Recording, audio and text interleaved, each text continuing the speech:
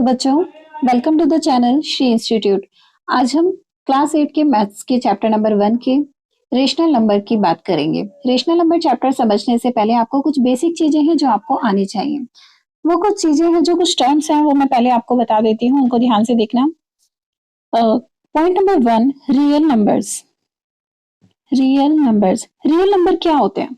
Real number एक ऐसे number होते हैं जो कि हम नंबर लाइन पर रिप्रेजेंट कर सकते हैं। Numbers that can be represent on number line। जिन नंबर्स को हम नंबर लाइन पर रिप्रेजेंट कर सकते हैं उनको हम रियल नंबर कहते हैं। इसके बाद आता है हमारा natural number. Natural number, natural number कौन से होते हैं? नेचुरल, देखो नेचुरल का मतलब होता है कि जो आपकी नेचुरल लाइफ होती है उसमें जो नंबर्स आप यूज करते हो काउंटिंग में, वो हमारे नेचुरल नंबर्स होते हैं। तो हम इसको क्या कहेंगे? Group of positive numbers. Group of positive numbers. For example 1, 2, 3 and so on, infinite, इसकी कोई लिमिट नहीं है। नंबर 3 आपके पास आता है होल नंबर।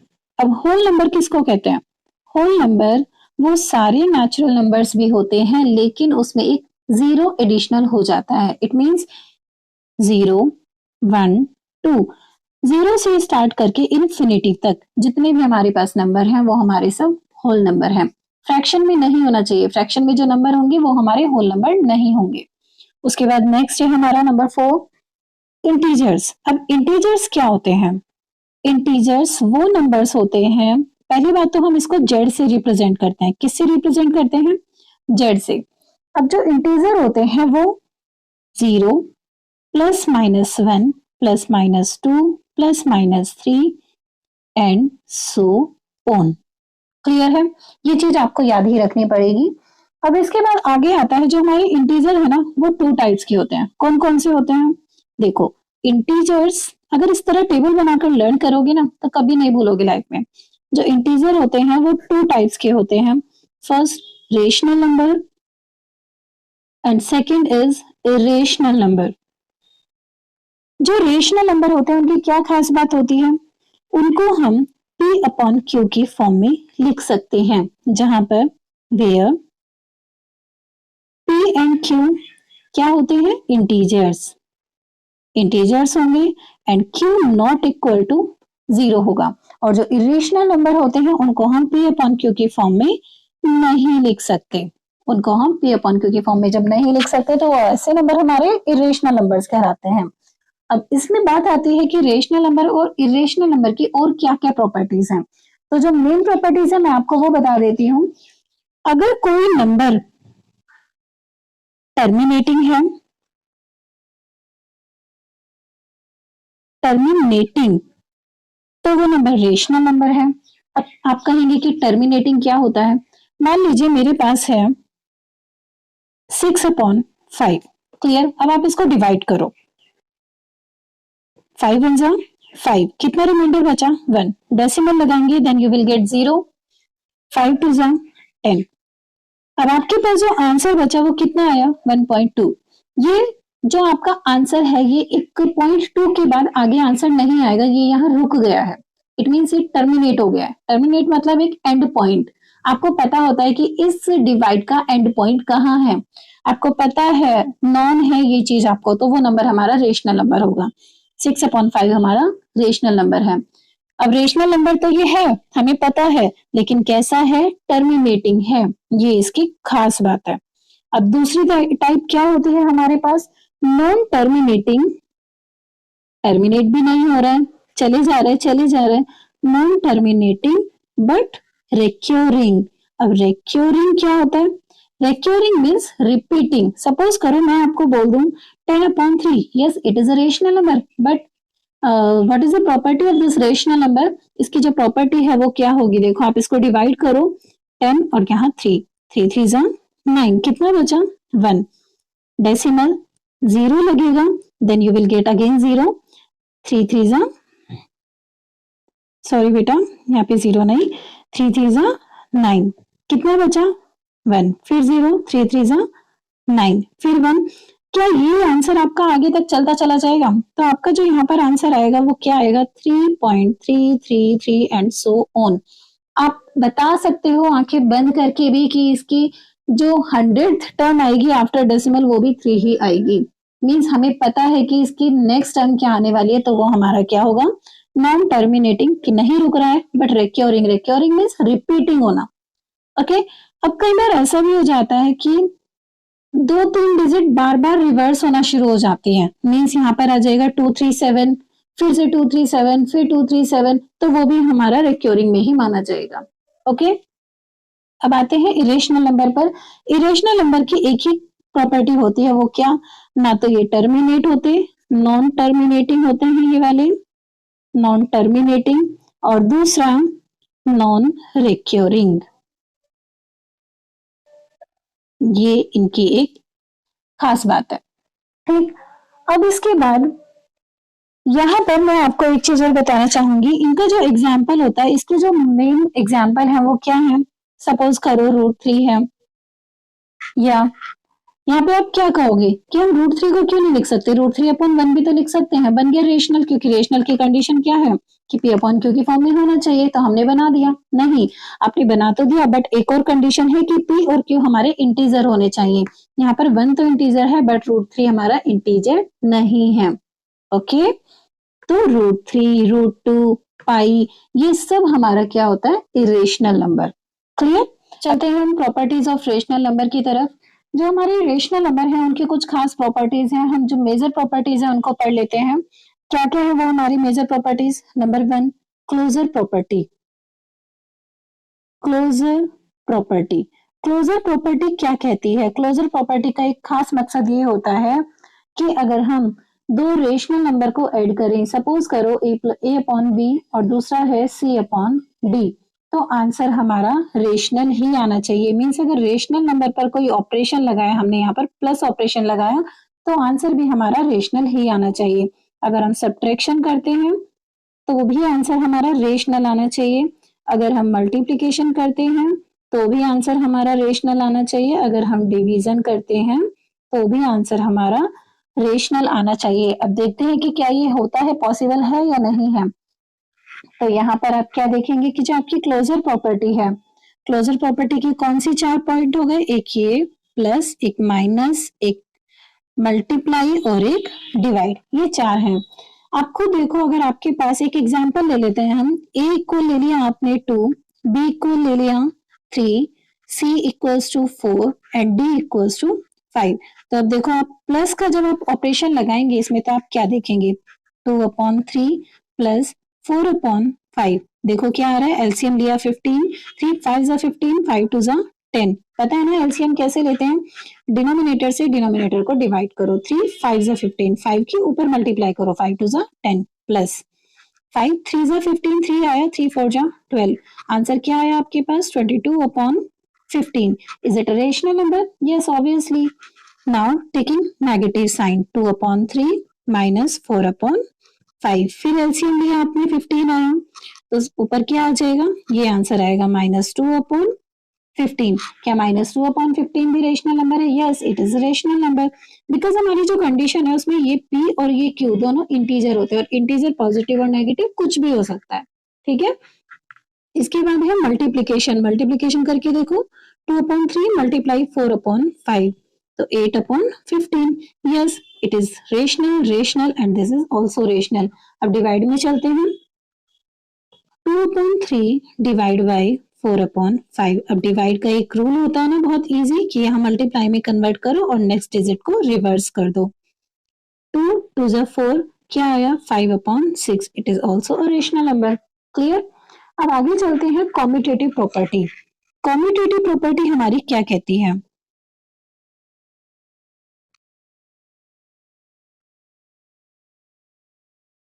कॉम्यूटेटिव जो प्रॉपर्टी है उसकी एक खास बात है, वो क्या कहती है? अगर हम एडिशन पर लगा रहे हैं, तो एडिशन में क्या है कि a प्लस बी इक्वल होना चाहिए b प्लस ए के। Okay, a plus b equal होना चाहिए b प्लस ए के। अब इसमें हम ऐसे ही सब्ट्रैक्शन में करेंगे, a minus b should be equals to b minus a multiply b equal होना चाहिए b मल्टीप्लाई a के, और a अपॉन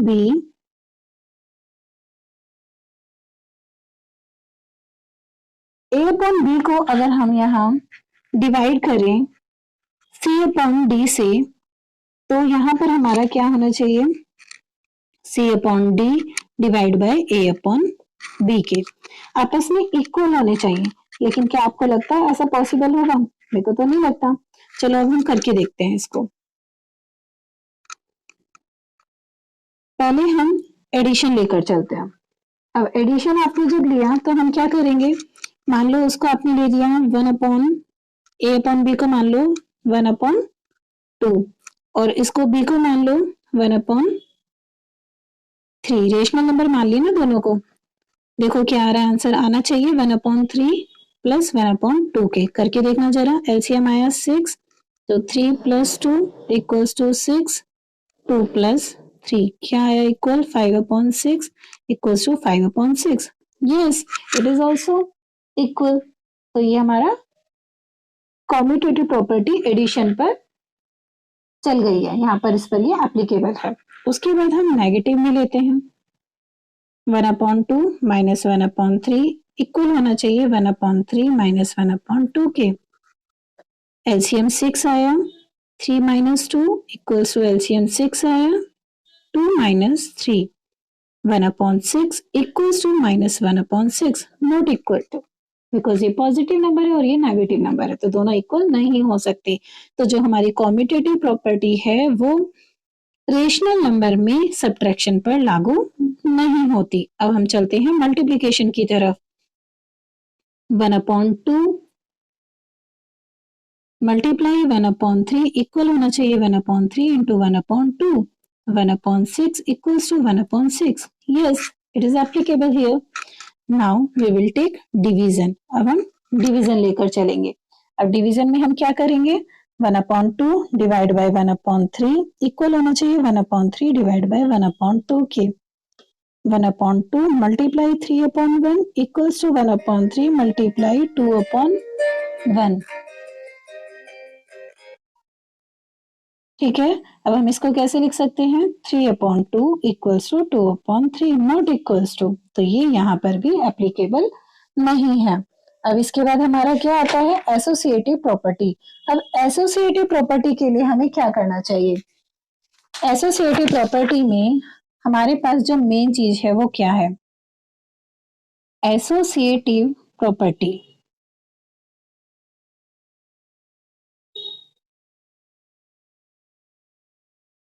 एसोसिएटिव प्रॉपर्टी की कंडीशन हमेशा याद रखना, A plus B plus C equals to A plus B plus C. जो bracket में होता है उसको थोड़ा सा इकट्ठा बोलो, और जो अलग होता है उसको थोड़ा गैप देकर बोलो। ठीक, जैसे मैंने क्या बोला, A plus B plus C equals to A plus B plus C. Clear है? अब ये जो आपकी प्रॉपर्टी है इसको याद रखना, इसी तरह ये किस किस पे होती है, एडिशन पे, यस, मल्टीप्लीकेशन पर, यस, डिवीजन पर, नो, एंड सब्ट्रैक्शन पर, नो। Clear?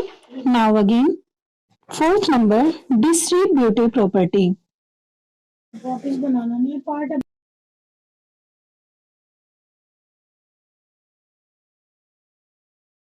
Distributive property. अब ये प्रॉपर्टी आपकी क्या कहती है, A multiply B plus C equal होना चाहिए A multiply B plus A multiply C. ये जो ए है मल्टीप्लाई में इस ब्रैकेट के साथ इसकी इसमें भी multiply plus A multiply C. Okay, ये हमारी associative property, sorry distributive property है। अब यहाँ पर नेक्स्ट जो हमारी मेन चीज आती है वो है हमारा एडिटिव इनवर्स। क्या है, एडिटिव इनवर्स। एडिटिव इनवर्स में क्या होता है, एडिटिव इनवर्स उस नंबर को कहते हैं कि अगर हमारे पास कोई गिवन रेशनल नंबर है उसमें ऐसा क्या जोड़े कि आंसर 0 आ जाए। ठीक है, आंसर 0 आना चाहिए, आंसर शुड बी 0। आपका जो आंसर है वो 0 आना चाहिए। सपोज करो मेरे पास है 2/3, तो इसमें मैं क्या ऐड करूं कि मेरा आंसर 0 आ जाए? ऑब्वियस सी बात है, -2/3 कर दूंगी तो आंसर 0 आ जाएगा। अगर इससे ना समझ में आ रहा तो आप इधर आ जाओ। मैंने ले लिया 5 प्लस क्या ऐड करूं इक्वल्स टू 0 आ जाए? -5 कर दूं तो ये क्या होगा? 5 plus minus minus 5 equal to 0 होगा कि नहीं होगा? ठीक, तो एडिटिव इनवर्स जब भी पूछा जाए, हमेशा जो भी आपको नंबर गिवन है उसका साइन अपोजिट कर दो। क्लियर? अब इसके बाद हम क्या करेंगे? Multiplicative inverse.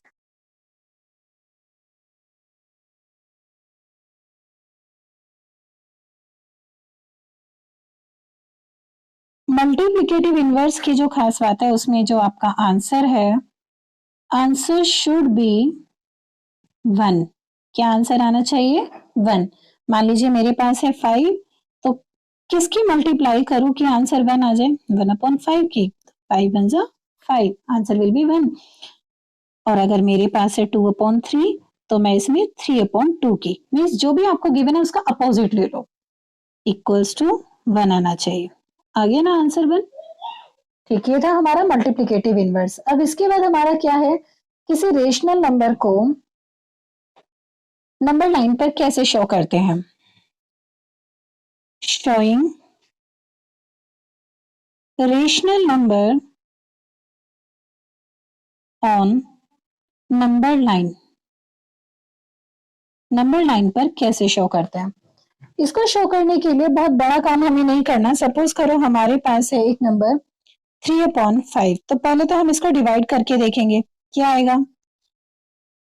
5 6 30, क्या आया आंसर? डेसिमल 6। अब इसमें हम क्या कहेंगे? मान लो मेरे पास ये नंबर लाइन है 0 1 2 3 4, आगे चलते जाएंगे इसमें तो हम -1 -2 -3 -4। 0.6 कहाँ होगा? 0 और 1 के बीच में ही तो होगा 0.6, यहाँ होगा ना इसके बीच में। तो हम इसको जूम कर लेंगे। जूम कैसे करेंगे? ऐसे, 0 और ये 1। क्लियर? अब हम क्या करेंगे इसमें? इसके पार्टीशन करेंगे। पार्टीशन कैसे? यहां तक हमें 1 लेके पहुंचना है। अब जो ये है हमारा 0.6, यहाँ पर ध्यान दो, दोबारा वापस आ जाओ। हमें सिर्फ इसका काम ये था कि हमें पता चल गया कि नंबर हमारा कहां से कहां तक है। हम इसमें क्या करेंगे? 3/5, इट मीन्स इसके 5 पार्टीशन आपको करने हैं, जिससे कि 5/5 यहाँ पर आए तो हमारे पास क्या आ जाए? 1 आ जाए। ठीक, 1 2 3 4 5 upon 5 upon 5 upon 5 upon 5। Clear? हमें क्या डिनोट करना था? 3/5, then it is our answer. Okay, अब अगर हमारे पास आ जाए कि हमें रेशनल नंबर बताने हैं, finding rational number. Finding rational number. Rational number कैसे फाइंड करते हैं? रेशनल नंबर अगर फाइंड करने हो 1 से लेकर 5 के बीच में, तो ऑब्वियस सी बात है आप कैसे कर दोगे? हो जाएंगे ना यहाँ पर 2 3 4, इजीली कर दिया। लेकिन अगर आपसे कह दें कि हमारे पास है -2/5 एंड 1/2, अब क्या करोगे? अब ध्यान रखना, जितना भी ये इसका डिनोमिनेटर होता है, दोनों का डिनोमिनेटर देखो, अपोजिट से ऊपर नीचे मल्टीप्लाई कर दो। तो क्या लिखूं? 2/5 मल्टीप्लाई 2/2 एंड 1/2 मल्टीप्लाई 5/5। क्या आ गया हमारे पास? -4/10 एंड 5/10। अब देखो -4 से सबसे पहले ना हमें ये लाइक फ्रैक्शन ही बनाने होते हैं। हमारी मेन चीज है ये, मेन टारगेट ही यही है, दोनों का डिनोमिनेटर सेम करना होता है। ठीक, अब -4 से 5 के बीच में तो बहुत सारे नंबर होते हैं। कौन कौन से हैं बताओ? -3/10, -2/10, -1/10, 1/10, 2/10, 3/10, 4/10। जितने भी पूछे उतने लिख दो, जरूरी नहीं है आपको जितने मैंने बोले उतने सारे लिखना। ठीक।